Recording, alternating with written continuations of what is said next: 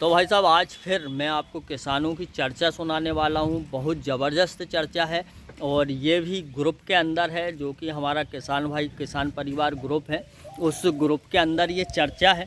और इस चर्चा को मैं डायरेक्ट ग्रुप की स्क्रीन रिकॉर्डर के द्वारा ही बता रहा हूँ, तो आप इसे पहले सुनिए, फिर लास्ट में हम फिर से और भी बात करेंगे। ये एक ग्रुप है हमारा भाई साहब किसान भाई किसान परिवार। इस ग्रुप में बहुत सारे मेंबर्स हैं और बहुत ही अच्छे और कहना चाहिए कि जो किसानी में एकदम महारत हासिल किए हुए किसान हैं, इसमें ऐसे किसान हैं। इस ग्रुप में भाई साहब चल रही एक चर्चा थी, उससे मैं आपको अवगत कराना चाहता था।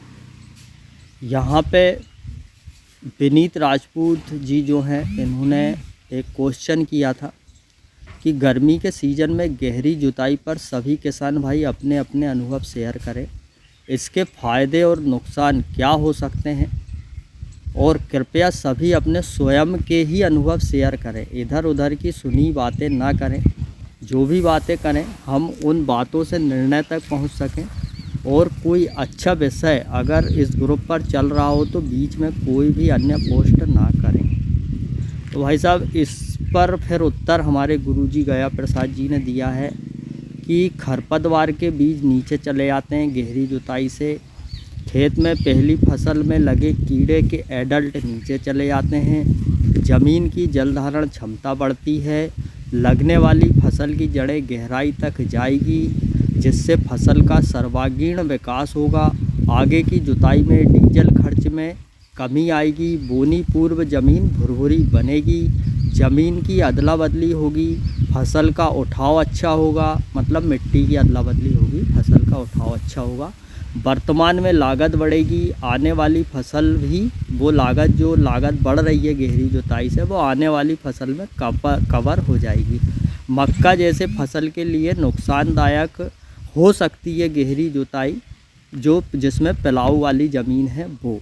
तो भैया इनके इस पे योगेश सिसोदिया जी ने अपने गुरुजी गया प्रसाद जी के इस पे कहा है, आदरणीय गुरुजी, अगर कोई किसान भाई जून में हर साल मक्के की फसल लेता है और सालों से उसकी मिट्टी पलटी नहीं है, पिलाऊ से गहरी जुताई करवाना चाहता है और मक्का गिरे भी नहीं, तो उसके लिए क्या किया जाए। तो भैया इस पर विनीत सिंह जी का अपना जो क्वेश्चन था, उस क्वेश्चन पर से कि गहरी जुताई के क्या क्या फ़ायदे हैं, उस क्वेश्चन पर से प्रेम खोरे जी जो है, लालू भैया हमारे, इन्हें इंजीनियर साहब भी कहा जाता है, इन्होंने कहा है कि प्रकृति में ऊर्जा का सबसे बड़ा स्रोत सूर्य का प्रकाश यानी धूप है। धूप से ज़मीन और बीज दोनों ही बहुत अधिक ऊर्जावान होते हैं। उसकी एनर्जी बिना धूप खाई ज़मीन के मुकाबले कई गुना ज़्यादा होती है। मतलब जो ज़मीन धूप खा लेती है उसकी एनर्जी बहुत बढ़ जाती है। ऐसा ही बीजों के साथ भी है और इसका प्रमाण लगभग हर किसान ने देखा ही होगा और अनुभव भी किया होगा। मगर ज़मीन की भी धूप से ऊर्जा ग्रहण करने की प्रक्रिया सीधे तौर पर बिना गहरी जुताई हुई ज़मीन के मुकाबले गहरी जुताई वाली पलटी हुई ज़मीन में ज़्यादा होती है। ये मेरा निजी अनुभव है। हवा का संचार, ज़मीन में बनी हुई हार्ड लेयर को ब्रेक करना, हानिकारक जीवाणु खरपतवार नियंत्रण, ये इसके अन्य फ़ायदे हैं। इन सभी का पॉजिटिव असर अगली फसलों में देखने को मिलता है। हाँ, कुछ आगामी फसलों में परिस्थिति बस इसके नुकसान ज़रूर हो सकते हैं। जैसे कि गुरुजी ने बताया कि मक्का में इसका नुकसान हो सकता है। एक नुकसान यह भी है कि इस प्रक्रिया के दौरान हानिकारक जीवांशों के साथ साथ लाभदायक जीवांशों की कॉलोनियाँ भी नष्ट हो जाती है, जो कि पुनः से स्थापित भी हो जाती है या हम इन्हें पुनः से स्थापित कर सकते हैं। तो भाई साहब यहाँ पर अपने भागवत सिंह जी कह रहे हैं कि जिन किसान भाइयों की ज़मीन हल्की पीली मिट्टी है और उसमें सफ़ेद चूने टाइप के कंकड़ हैं, ऐसी ज़मीन को पिलाऊ करने से बचें, क्योंकि ज़मीन की ऊपरी परत जो उपजाऊ है वह नीचे दब जाएगी और नीचे की मिट्टी ऊपर आ जाएगी। इससे बोने वाली फसल उठाव नहीं कर पाती है। यह मेरे खेत की 4 एकड़ ज़मीन का निजी अनुभव है ऐसी ज़मीन में तोता या कुल्टी से गहरी जुताई ना करें। भाई साहब इस तरह से सभी अपने अनुभव बता रहे हैं। यहीं पर नीलेश राठौड़ जी जो कि ऑर्गेनिक किसान हैं कुछ हद तक, ये अपने गुरुजी के जो उन्होंने कमेंट किया था ना, खरपतवार के भी नीचे चले जाएंगे, उस पर से ये कह रहे हैं कि पिछले 6 साल से लगातार प्लाऊ कर रहा हूँ। गुरुजी की जानकारी सही है, लेकिन कुछ सावधानी भी रखना ज़रूरी है। जैसे गर्मी में प्लाऊ कर रोटावेटर करने से ज़मीन समतल ज़रूर बन जाती है, लेकिन ज़मीन के नीचे नालियाँ रह जाती है, जो कि बारिश की बोनी में सीड्रिल कम ज़्यादा लगती है। इसलिए पाटा फेरना ज़्यादा फ़ायदे वाला होता है। ज़मीन को ऑक्सीजन पर्याप्त मात्रा में मिलती है, साथ ही बड़े ट्रैक्टर की भी कमी लगती है। वहीं पर भाई साहब फिर से गुरुजी ने, गया प्रसाद जी ने योगेश सिसोदिया जी के उस पर उत्तर दिया है कि ज़मीन को प्लाऊ बाद बारिश से पहले जब अच्छे से धूप खा ले, ज़मीन जितना हो सके हेवी पाटा 2-3 बार चलाएं। ज़मीन को दबाने की कोशिश करें। बारिश की मक्का फसल की बारिश की मक्का फसल की बोनी पूर्व पश्चिम में करें। जिस वर्ष प्लाऊ करें उस वर्ष मक्का की लाइन की दूरी 30 इंच करें या 18 इंच पर 3 लाइन और बीच में 3 फीट का गैप छोड़ें। कुल मिलाकर हवा को निकलने के लिए पर्याप्त जगह दें। इससे पौधा मोटा होगा, मजबूत होगा और कम हाइट भी लेगा। वहीं पर संतोष गुर्जर जी जो हैं हरदा वाले, इन्होंने भागवत सिंह जी ने जो कमेंट करी थी कि किसान भाइयों की ज़मीन हल्की पीली मिट्टी वाली हो वाली कमेंट पर इन्होंने लिखा है, ऐसी ज़मीन में भी प्लाऊ करने से कोई दिक्कत नहीं है, बस आप गहराई का ध्यान रखें। 10 से 12 इंच से ज़्यादा नहीं होनी चाहिए गहराई।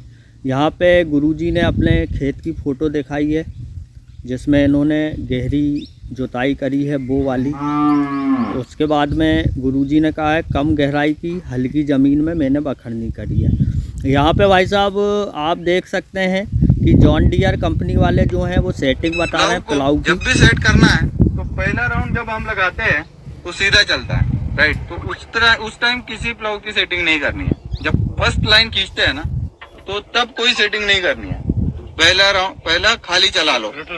जब प्लाऊ का जो ट्रैक्टर का एक चक्का गड्ढे में जाएगा तब प्लाऊ की सेटिंग करिए, तब आपको पता चलेगा प्लाऊ ढंग से काम कर रहा है कि नहीं कर रहा। दूसरा, जब भी प्लाऊ चलाना है तो ब्लास्टिंग होनी चाहिए, वाटर ब्लास्टिंग भी होनी चाहिए और वेट ब्लास्टिंग भी होनी चाहिए। क्लियर है? वाटर ब्लास्टिंग का 75% वाला कहानी है पीछे वाले चक्के में 75% और वेट ब्लास्टिंग, इससे टायर का स्लिपेज कम होगा। पानी होना चाहिए सर, ये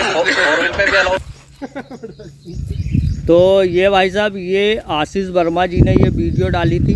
वहाँ पर प्रेम खोरे जी जो हैं हमारे लालू भैया, ये आशीष वर्मा जी के इस पे कुछ लिख रहे हैं। जी बिल्कुल सही है। पहला राउंड चलने के बाद ही सेकंड राउंड में सेटिंग करना चाहिए। अब ये प्लाऊ की सेटिंग पे आ गए भाई साहब, अपन गहरी बखरनी वाली बात से प्लाऊ की सेटिंग पे आ गए हैं कि टायर में पानी कब और कितना ट्रैक्टर कंपनी और ज़मीन की स्थिति के हिसाब से भरना चाहिए। ज़्यादा पानी भी नुकसानदायक है। इसका सीधा लोड ट्रैक्टर के गियर बॉक्स से लेकर क्लच तक आता है। डीजल खपत भी ज़रूरी नहीं है कि पानी भरने से कम ही हो, ओवर वजन करने से भी डीजल खपत बढ़ती है। इसलिए सबसे पहला काम टायर की हवा 12 से अधिकतम 14 तक, बस इतनी रखें। यंत्र की सेटिंग परफेक्ट करने के बाद पानी भरना चालू करें और जहां रुक जाए वहां स्लिप मारना छोड़ दें। जॉन डियर की तकनीक उसकी बनावट वजन मांगती है, जबकि उन्हीं परिस्थितियों में ड्यूस फायर नहीं मांगती या कम मांगती है। यह फ़र्क तकनीक का है जो हर कंपनी का अलग अलग होता है। भैया हमारे, मैंने कहा था ना कि लालू भैया जो हैं उनको इंजीनियर साहब भी कहा जाता है, तो ये बहुत ही मतलब टेक्निकल व्यक्ति हैं। वहीं पर लालू भैया के इस पर पंकज पटेल जी ने कहा है कि 4 व्हील ड्राइव हो तब। तो परमानंद जी पवार अपने जो हैं, ये भी बहुत बढ़िया किसान है, इन्होंने प्रेम खोरी जी के इस पर कहा है, भैया पानी का अनुमानित मात्रा बताइए 13, 16, 28 में और 14/9/28 में और 16/9/28 में कितना डलवाएं। तो मतलब लालू भैया से 2 लोगों ने क्वेश्चन किया है। अब देखते हैं अपन। इन्होंने पंकज भाई के इस पे लालू भैया कह रहे हैं कि यदि दोनों ही कंपनी के 4 व्हील हों तब भी दोनों में यही फ़र्क रहेगा। जी राठौर ऑर्गेनिक किसान जो हैं अपने, इन्होंने बोला है 45 HP छोटा लगता है, समय डीजल दोनों ज़्यादा लगता है 55+ ट्रैक्टर से। यहाँ पर गोपाल विजय जी पूछ रहे हैं गेहूं की नरवाई वाले खेत में क्या करना उचित है। तो यहाँ संतोष गुर्जर जी ने कहा है इस साल ज़मीन में नमी बहुत है, प्लाऊ करवा दीजिए, नरवाई का खाद जल्दी बन जाएगा। बस एक बात का ध्यान रखें, प्लाऊ के दोनों फल्ले बराबर लगना चाहिए, उससे नरवाई अच्छे से ज़मीन में दब जाएगी। और इन्हीं की क्वेश्चन पे एक कमेंट और आया है भागवत सिंह जी का, तोता से बखरने के बाद रोटावेटर कर दो या बलराम का पुटलिया चलवा दो। नीलेश राठौर जी ने भी इसी पे कमेंट किया है, नरवाई के लिए सटीक प्रबंधन प्लाऊ ही है। यहाँ पर विनीत राजपूत जी बोल रहे हैं प्रेम भैया आजकल कुछ लोग बिना बखरनी के ही खेती की बातें करते हैं, यह कहाँ तक सही है। भैया हमारे इधर भी बहुत से लोग ऐसे हैं जो बगैर खेत बखरे गेहूं के बाद में डायरेक्ट ही मूंग बो देते हैं। तो प्रेम भैया ने इनके क्वेश्चन पे बोला है बिल्कुल ही बिना बखरनी के तो सिर्फ ऋषि पद्धति से ही संभव है। हाँ, अगर सिर्फ 2 फसलों का चक्र हो कम से कम बखरनी का प्रयास किया जा सकता है। हार्वेस्टर ना चले, मज़दूरों से कटाई हो, मज़दूरों से ही निदाई गुड़ाई हो तब। एक बात और, क्या ज़मीन की ऊपरी सतह और नीचे मतलब लगभग 1 फीट सतह से उपजाऊ क्षमता में कुछ अंतर होता है क्या। भैया यहाँ पे लिखा है ये तो क्वेश्चन है, यहाँ पे इनके इस पे प्रेम भैया के इस पे लिखा है बिना हार्वेस्टर के तो आजकल कुछ भी संभव नहीं है। उनने उत्तर दिया जो प्रेम भैया ने बोला था ना कि हाथ से कटे तो। और ज़्यादातर किसान पूरी ज़मीन में 2 ही फसल लेते हैं, जिनके पास मूंग का पानी कम है वो, है ना। ये ठाकुर साहब ने एक बात पूछी थी कि एक बात और, क्या ज़मीन की ऊपरी सतह और नीचे मतलब 1 फीट सतह में उपजाऊ क्षमता में कुछ अंतर होता है क्या। तो यहाँ पे अपने प्रेम भैया हैं, इन्होंने बताया है कि पालेकर जी की माने तो आप जितनी गहराई में जाएंगे पोषक तत्वों का भंडार बढ़ता जाएगा। रेड्डी जी का सबसॉइल फार्मूला भी यही कहता है, मगर इनके अवलोकन फार्म में लाने वाले जीवाणु जमीन में एक निश्चित गहराई तक ही सक्रिय होते हैं, एक केचुए को छोड़कर, क्योंकि जब ज़मीन में ऑक्सीजन का संचार उतनी गहराई तक नहीं रहा, इसलिए पिलाव करने के बाद लाभदायक जीवांशों के सक्रिय होने तक हमें पोषक तत्वों की कमी महसूस होती है। इसके लिए पिलाव करने के बाद अगली फसल को शुरुआती पोषक प्रबंधन पर ध्यान देना चाहिए। जीवांश के जल्दी सक्रियता के लिए ऊपर से पीएसबी आदि कल्चर का उपयोग करते रहना चाहिए। हमारी काली और हार्ड ज़मीन में यंत्र की बनावट की तकनीक के साथ साथ वजन का भी विशेष महत्व है, खासकर तब जब हम कोई काम स्पीडली करना चाह रहे हों, हमारे पास बड़ा ट्रैक्टर हो मगर हम प्रॉपर गहराई ना लेने के कारण धीरे चला रहे हों। ऐसे में सिर्फ वजन की कमी के कारण डीजल और समय दोनों ज़्यादा लगते हैं। इसलिए कम से कम हमारे क्षेत्र में मजबूत बिल्ड क्वालिटी और वजन को भी ध्यान रखना चाहिए।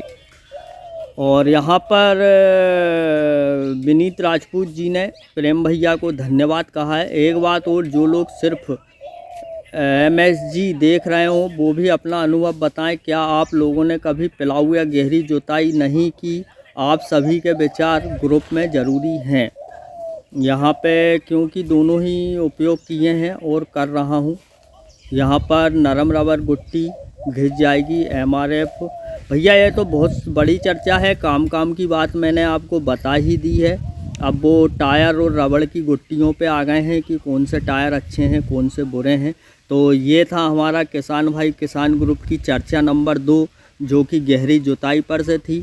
और भाई साहब देखो, मैं चाहूँ तो इन बातों को लिखकर अपना मुंह दिखाकर आपको ये बात भी सुना सकता हूँ, पर ये ग्रुप में जो लिखा है वो पढ़वाना इसलिए ज़रूरी है कि इस तरह से बहुत से किसान आपस में अपने जो अनुभव हैं वो शेयर करते रहते हैं। तो आप लोगों को भी अपने अनुभव शेयर करते रहना चाहिए। अधिक उत्पादन के लिए हमेशा प्रयासरत रहना चाहिए। ऐसा नहीं है कि अगर यार कोई किसान ये कह दे कि यार उसका उत्पादन अधिक आया है और हमने तो आज तक ऐसा अधिक उत्पादन लिया ही नहीं है, कि ये तो अनुभव मतलब बहुत आश्चर्यजनक बात है। ऐसा होता ही नहीं है कि उसका उत्पादन क्यों ज़्यादा आया। तो भाई साहब हमें ये बात नहीं सोचकर ये बात सोचनी चाहिए कि इस बंदे ने अपने खेतों में क्या क्या प्रयास किए हैं जिससे कि इस बंदे का उत्पादन अधिक आया है। हमें इस बात पर ध्यान देना चाहिए और अधिक उत्पादन की ओर अग्रसर रहना चाहिए। बाकी इसी तरह की वीडियो जो भी मैं अपनी किसानी में करता हूँ, देखता हूँ, पढ़ता हूँ, वो सभी भाई साहब आपसे शेयर करने की कोशिश करता हूँ।